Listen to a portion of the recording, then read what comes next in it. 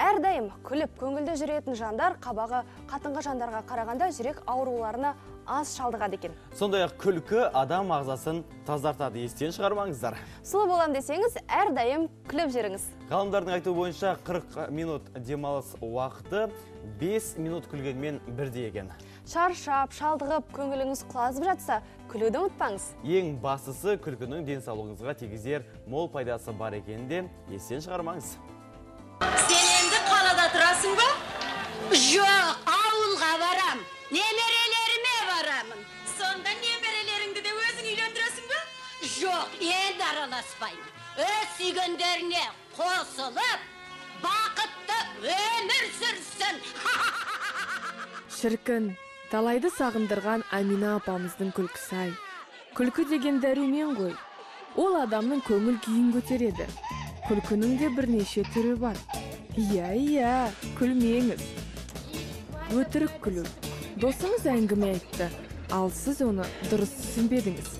Әйтеуір көңілін жықпайын деп, оған қосыла күлдіңіз.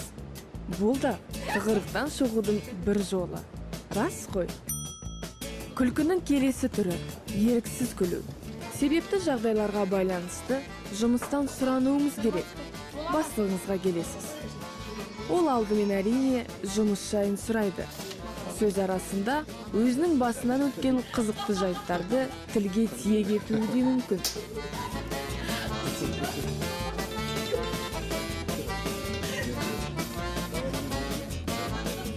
Ал сіз сұрануға бата алмай тұрсыз. Әңгімені бөле алмайсыз. Не істейсіз?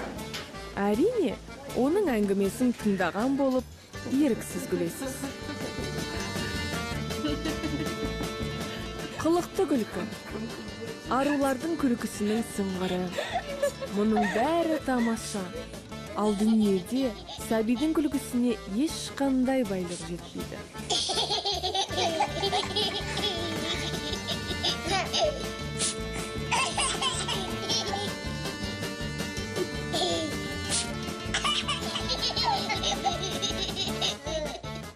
Машинаңды алып келдің ма? Ал кейін Ең дұрысы шынайы және шын ниетпен күлу. Ғылыми тұжырымға сүйенсек, күлкі адам өмірін ұзартады. Ендеше күліңіз. Шынайы күліңіз. Сонда өміріңіз мәнді болмақ.